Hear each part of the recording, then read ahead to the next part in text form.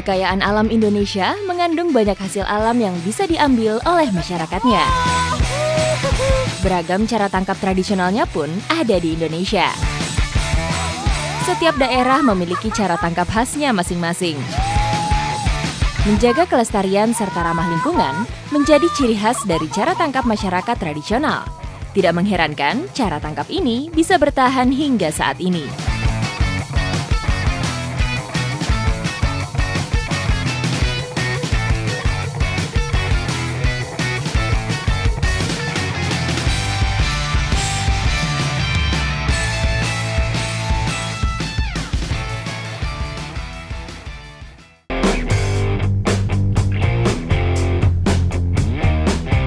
Pantai Idam Dehe menjadi destinasi kami melaut. Meski indah, pantai vulkanik ini belum banyak terjamah. Tak heran, kaya akan potensi ikan. Hari ini saya mau mulai dengan kegiatan mencari hasil laut. Nah, dengan menggunakan igin, masih dengan Bapak Sandi dan teman-teman. Saya udah di laut, ini cuacanya lumayan mendukung. Semoga saja hari ini tangkapan ikannya banyak ya Om ya. Lautnya sedang teduh-teduhnya, semoga saja dapat. Ikuti jejak saya, jajak petualang. Pulau Gorngova, lokasi yang kami tuju konon merupakan bekas kapal perang yang karam, sehingga menjadi rumah persembunyian bagi ikan. Kita sekarang sudah sampai di spot untuk mencari ikannya. Biasanya kita mencari spotnya yang memang lautnya di kedalaman 10-15 meter untuk igin pertama yang diturunkan. Itu biasanya sebagai uji coba juga, jadi tidak terlalu dalam lautnya. Dan tanda-tandanya di sini pakai penanda alam. Misalnya dari bukit-bukit ini di belakang saya. Langsung, kalau tandanya sudah pas, langsung diturunin. Oh, langsung diturunin aja tali itunya? Talinya nanti kita tahan, pas lurusin itu lihat juga di atas. Oke.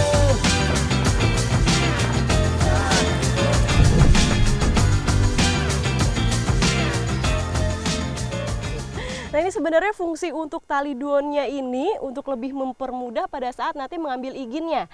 Dan ini ditaruhnya pun gak sembarangan, harus mengikuti arah arus. Misalnya sekarang arusnya lagi ke arah selatan, berarti harus ditarik lurus ke arah selatan.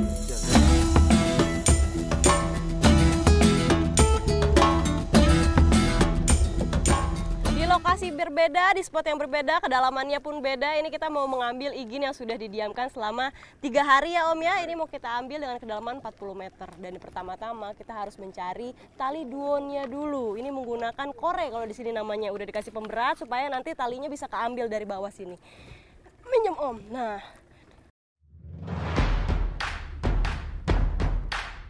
Lokasi lain dipilih agar ikan tidak habis. Lokasinya pun yang tidak ada karang di bawahnya.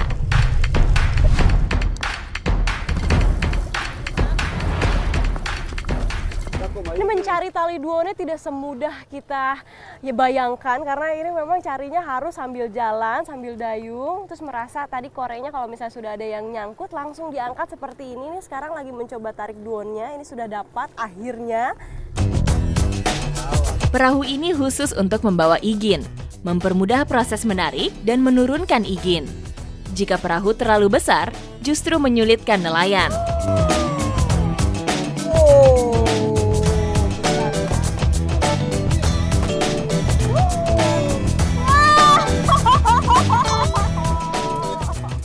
Duonnya terangkat juga, talinya dan iginnya juga sudah dimasukkan dalam perahu. Ini hasilnya ikannya. Kalau dari luar sini besar-besar, memang tidak terlalu banyak, tapi ini ukurannya sebesar tangan saya mungkin segini.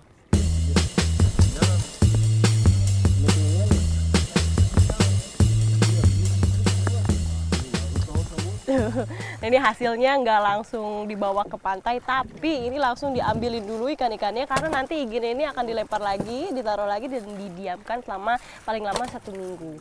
Ini diambilin dulu ikannya semuanya. Di sini pakai alat namanya Pak Dil Nyau Igin. Pak Dil Nyau Igin. Hasil tangkapan dimasak sendiri. Jika dijual pun hanya dalam skala kecil. Hal ini merupakan wujud syukur mereka atas hasil alam. Tangkapan kita hari ini salah satunya adalah Raja Bau. Dan ini masih ada lagi, ikannya besar-besar, iginnya besar, hasilnya pun lihat dong, ikannya ukurannya gede banget. Tetap ikuti jejak saya, Jejak Petualang.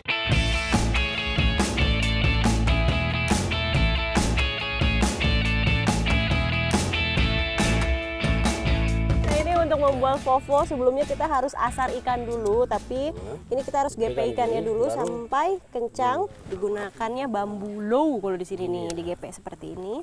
Cari pertama begini baru Diikatnya caranya begini, baru ngebalik. Fufu adalah masakan ikan tanpa bumbu. Memasaknya pun hanya mengandalkan asap dari bara serabut kelapa. Dan memang nggak dibelah ikannya. Biasanya saya kalau asar ikan itu ikannya dibelah dulu, dibelah dua, baru diasar. Tapi kalau di sini tidak, ikannya itu utuh, besar-besar seperti ini langsung digepe, langsung diasar supaya tidak gampang gosong dan juga nanti matangnya akan merata. Tetap enak ya Om ya.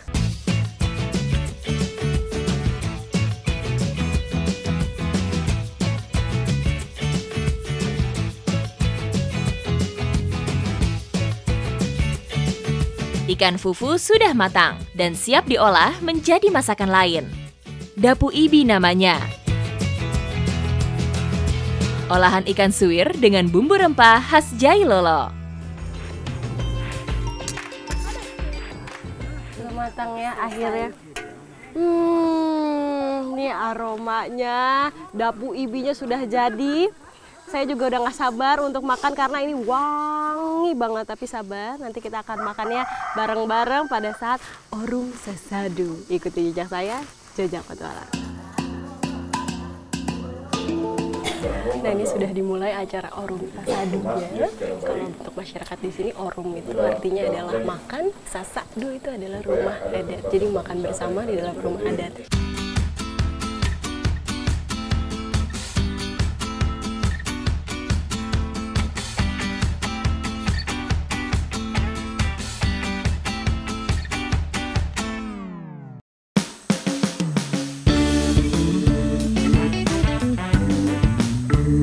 Igin, alat tangkap ikan tradisional. Bahannya sederhana, hanya bambu yang dihaluskan supaya tidak melukai tangan. Pembuatannya tak lepas dari duon. Nah ini kita lagi bikin dulu iginnya. Tahapan awalnya kita harus mengukur. Kalau di sini lucu sekali loh, ukurannya tidak pakai meteran, tidak pakai penggaris, tapi pakai badan, postur badan. Nah ini adalah ukuran untuk nanti pintu masuk ikannya. Sebagai alat tangkap tradisional, igin sangat efektif untuk menjebak ikan. Semua bahan untuk pembuatan igin merupakan bahan alami. Bambu, tali duon atau ijuk, serta kayu sebagai rangka luarnya. Setidaknya butuh waktu 4-5 hari untuk menyelesaikan satu igin.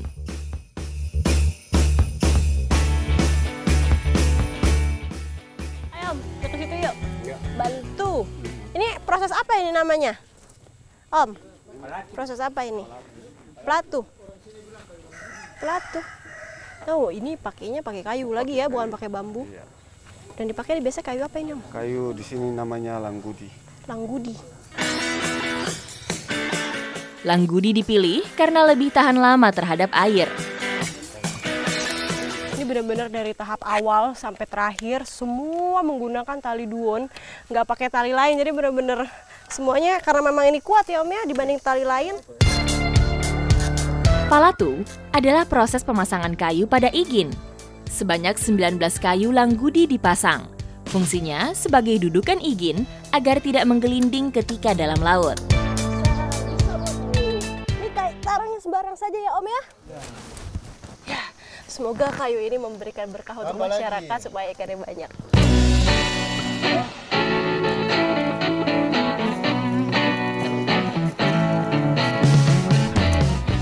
Tahapan paling terakhir yaitu kita membuat pintu untuk nantinya kita akan mengambil ikannya dari sisi sebelah sini. Jadi ini harus dilubangi dulu tadi pertama, lalu ditutup-tutupi pakai bambu-bambu yang sudah dipotong-potong ya Om ya, dengan ukuran yang sama. Kayu-kayu dan bambu ini ukurannya harus sama agar seimbang di dalam laut. Jumlahnya pun harus sesuai agar pintu igin rapat sehingga tidak mudah terbuka. Selesai. Wow, akhirnya selesai juga. Ini kalau misalnya saya lihat di sini, gotong royongnya perlu diacungkan jempol karena kalau misalnya hanya satu orang ini nggak tahu kapan jadinya.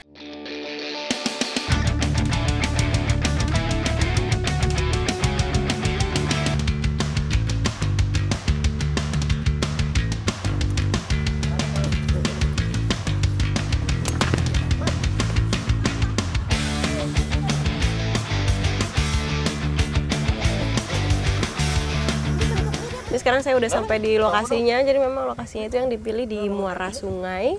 Ini kita meletakkan, kalau di sini disebutnya kelong. Jadi memang dari zaman dulu sampai sekarang masih dipertahankan sama sebagian masyarakat. Ini bentuknya agak besar ya. Ini belum dipasang semua. Nah sekarang saya mau bantuin dulu bapak-bapaknya untuk pasang-pasang jaring dan juga ikat-ikat kayu-kayunya.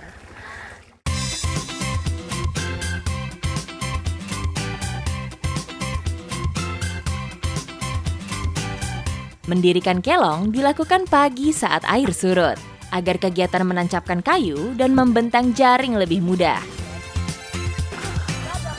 Perlu kayu lagi di situ. Yang Nah, jadi untuk sistem kelongnya ini sendiri sebenarnya memanfaatkan pasang surut air laut. Jadi ketika pasang nanti ikannya masuk, ketika surut nanti ikannya akan terjebak di sini nggak bisa keluar lagi.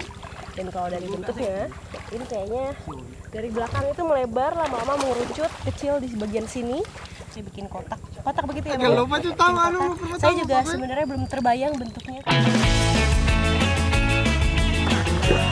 Perlu 150 batang kayu untuk merakit kelong kecil seperti ini. Jarak kayu yang ditancap adalah 2 meter agar besarnya pas. Uniknya, membangun alat tangkap ikan sebesar ini tidak memerlukan paku. Kayu dan tali sudah cukup kuat menahan arus air.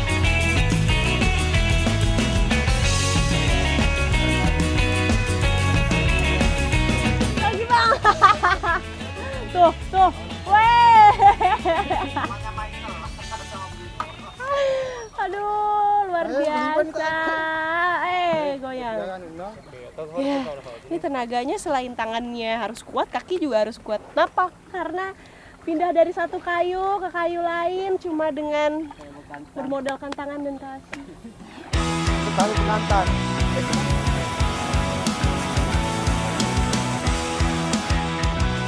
Ternyata tidak mudah. Lumpur pada kayu kecil ini membuat licin pijakan saya.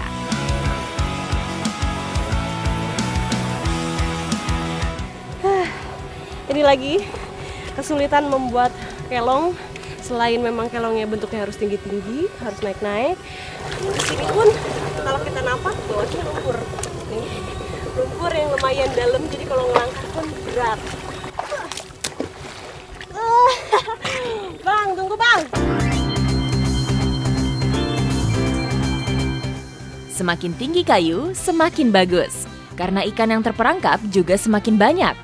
Kayu merah adalah pilihan tepat sebab tidak cepat lapuk di dalam air.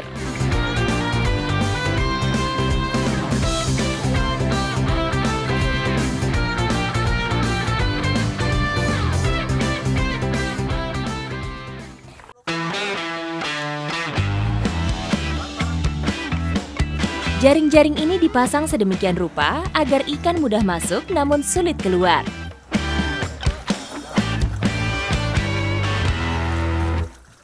Nah ini kelongnya yang tadi sudah saya dan abang-abang buat udah 90% jadi. Ini tinggal ikat-ikat sedikit lagi udah langsung bisa dipakai. Tapi biasanya untuk menghasilkan ikan biasanya kelongnya nggak bisa langsung dipakai, jadi harus menunggu dulu seharian penuh, besokannya baru bisa diambil.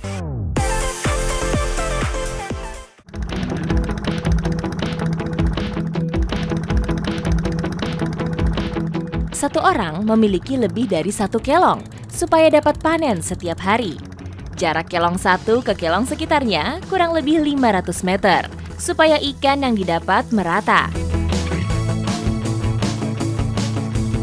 Lagi bang! 1, 2, 3. Wow, udah mulai kelihatan riak-riaknya. Nah, saat yang saya tunggu-tunggu akhirnya tiba juga. Ini adalah saat untuk mengambil ikannya. Sekali panen, warga bisa mendapat 20 hingga 30 kg ikan dengan jenis beragam.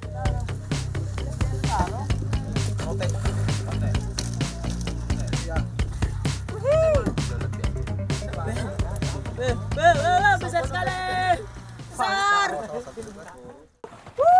Ini dia salah satu hasil tangkapan yang kita pakai dengan teknik yang masih tradisional ini. Ikannya cukup besar ukurannya. Ini disebutnya biasanya ikan merah. Iya. Ikan merah.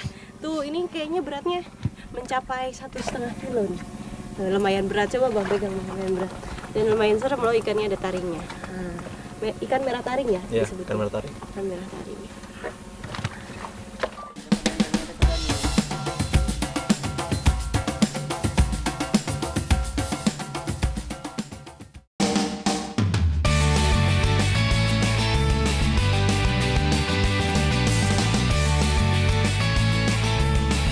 Ikannya nggak itu ya Bang, ada 10 meter. Gede juga ya ternyata Bang.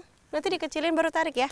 Masih di daerah Tarakan, ini saya lagi-lagi mau menangkap hasil laut, tapi tentunya dengan teknik dan juga cara yang berbeda. Dan masih sangat ramah lingkungan dan juga tradisional. Ini yang kita lakuin sekarang namanya petugu. Nah petugu ini ya seperti ini nih bentuknya. Tapi sebelumnya saya mau bantuin abangnya dulu untuk ambil ikannya. Udah gak sabar, ayo Bang. Petugu atau tugu berasal dari kata togok yang artinya menancap. Petugu berdiri di tengah laut yang tidak terlalu dalam dengan dasar laut lumpur supaya petugu menancap kuat. Derah tengah laut seperti ini memiliki arus lebih deras, sehingga menjadi tempat bermain ikan dan biota laut lainnya. Hal ini menjadi pertimbangan utama pemilihan lokasi petugu. Ini karena tekniknya masih sama, menjaring juga, jadi ikan apapun itu semua diambil, kecuali nih kayak ubur-ubur. Itu nggak boleh, harus dirilis lagi, dibuang lagi supaya tetap hidup.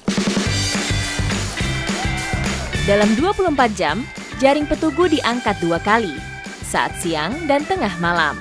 Ketika air mulai pasang, jaring kembali diturunkan.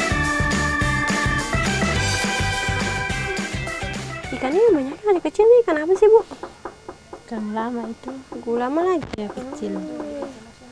Nih kalau di sini bapak-bapaknya bertugas untuk jaring diangkat, kalau ibu-ibunya di sini menyortir ikan-ikan dan juga apa saja yang sudah dihasilkan dari jaring. Ini sebenarnya saya ke petugu ini mau cari satu ikan yang memang menjadi ikonik di Tarakan. Iya, ikan ini. Kalau ibu nyebutnya ikan apa Bu? Ikan tipis. Ikan tipis. Ikan tipis, tapi yang saya tahu ikan pepija. Dan ini bentuknya, ini saya sebenarnya agak aneh ngelihat bentuknya. Biasanya ikan itu kan ada sisiknya, tapi kalau ini halus sekali. Tapi yang bikin seram lagi nih bagian giginya, walaupun kelihatan mulus tapi dia menerkam ikan-ikan kecil makannya biasanya. Tuh. Ikan kering merupakan makanan khas Tarakan. Cara olahnya pun sangat sederhana. Ikan pepija dikeringkan untuk menjadi makanan ringan atau bisa juga dicampur dengan masakan lain.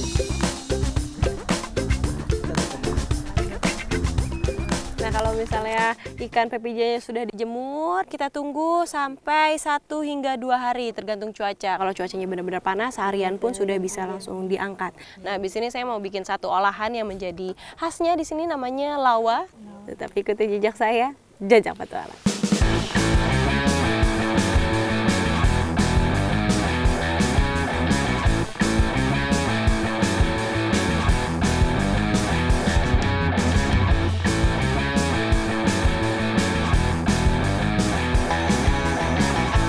Pepija kering dipotong supaya mudah dimakan. Selanjutnya, bumbu-bumbu ini dihaluskan. Selain sebagai penyedap, juga mengurangi amis pada rumput laut dan kapah.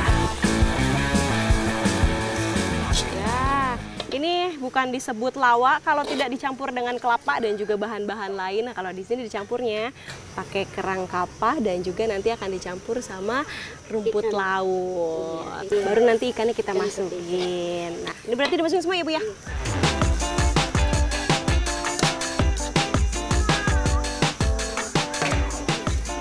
Kalau untuk campur ukuran lawa sendiri selain memang ikannya yang menjadi bintang utama, ikan pepija. Nah, pendampingnya itu bisa pakai udang, bisa pakai jantung pisang. Tapi karena kata ibu lebih nikmatnya pakai kapah, jadi kita pakai kapah aja. Lawa adalah makanan khas suku Tidung. Biasanya disajikan sebagai makanan pembuka. Lawa bisa jadi alternatif makanan diet sebab kandungan seratnya mampu mengenyangkan perut lebih lama. Oke, kayaknya udah matang ya Bu ya. Ini aromanya, lawanya tidak menunggu waktu lama, akhirnya jadi juga. Kalau dari warnanya lihat dong, cantik sekali, kuning, aromanya juga enak.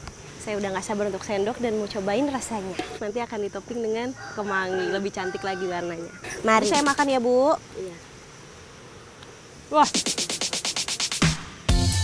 rasanya pertama kali saya gigit pas banget. Saya gigit ikan pepija yang sudah kering ditambah dengan kerang kapah. Saya udah nggak bisa ngomong lagi. Rumput lautnya juga enak, makin krenyes-krenyes, ditambah juga tadi dengan kelapanya yang bikin makin gurih. Wah, ini enak banget, lengkap apalagi kalau ada nasinya. Tapi kalau misalnya masyarakat di sini memang biasanya juga pakai nasi ya Bu makannya. Nah, habis ini saya sama ibu-ibu mau langsung makan ini pakai nasi, nggak boleh diganggu. Ikuti jejak saya, Jejak Petualang.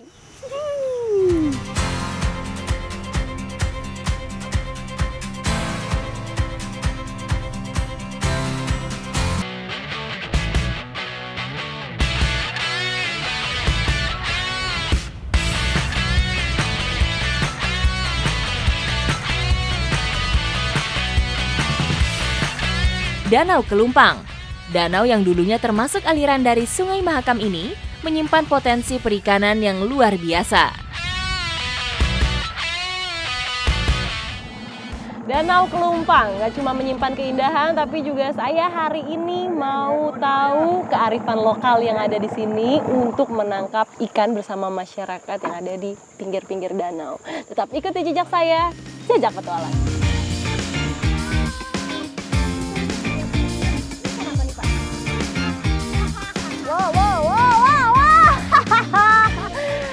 Tangkapan tradisional masyarakat di sini namanya sangga. Sangga itu ngingetin saya sebenarnya sistem kerjanya sama seperti tangkul yang ada di Sumatera Utara. Cuma bedanya kalau ini ukurannya jauh lebih besar dan juga berada di tengah danau, bukan di pinggirnya, melainkan di tengah-tengah seperti ini.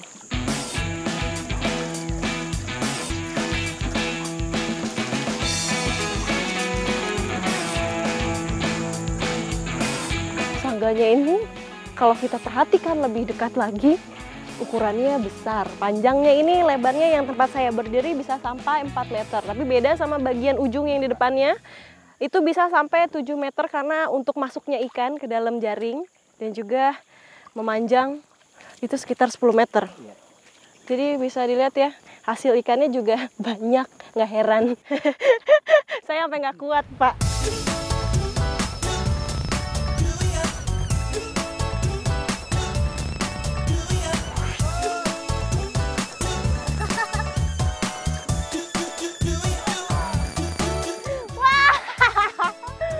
Banyak banget. Berat.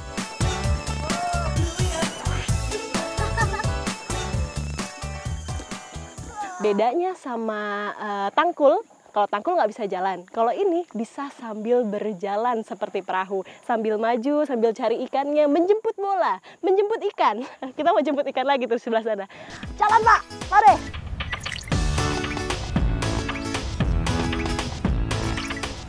Saya pikir tadi jalannya itu bisa cepat, sangganya ternyata nggak kerasa. Ini sebenarnya sudah jalan sambil kan kita maju, sambil kita putar. Nah, ini adalah baling-balingnya. Jadi kalau kita putar ke depan seperti ini, sangganya akan maju. Tapi kalau kita arah sebaliknya, mundur begini, ini sangganya ikut mundur juga.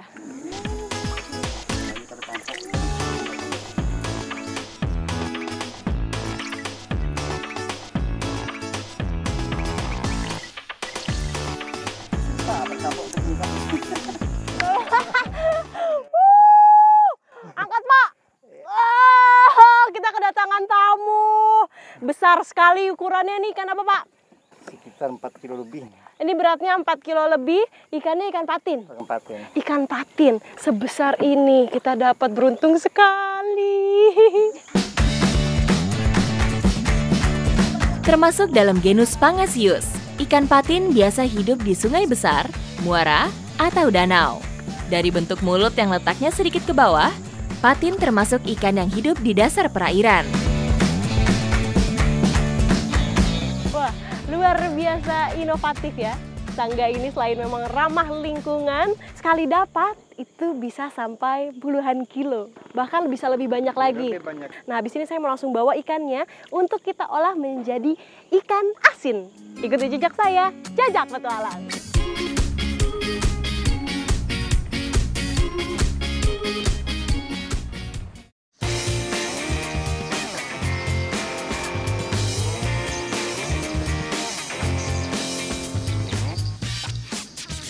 Ikan yang tadi kita sudah dapatkan dari Sangga, ini selanjutnya kita bersihkan dulu. Tapi ternyata ada teknik-tekniknya. Setiap ikan yang kita dapetin itu cara bersihinnya beda-beda. Cara membersihkan dan memotong pada tiap ikan memang dibuat berbeda mengikuti bentuknya.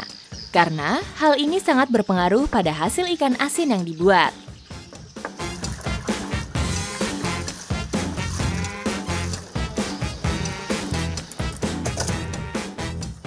Oh, jadi proses pengasinan ikannya itu tadi setelah garamnya sudah dimasukin, dicampur dengan air, lalu ikannya dimasukkan seperti ini. Jadi itu fungsinya supaya nanti garamnya itu larut di dalam air, lalu ikannya ini cepat meresap garamnya ke dalam tubuh. Nanti akan ditambahin lagi sama garam sampai benar-benar penuh. Dalam proses ini, cairan tubuh ikan akan diserap garam. Garam kemudian akan meresap ke dalam daging sehingga mengubah rasa dan tekstur kekenyalan daging.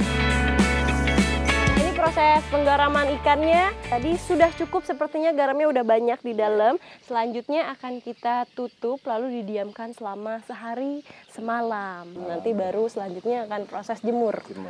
Nah, ini ditutupnya juga harus kedap udara supaya tidak ada kuman masuk.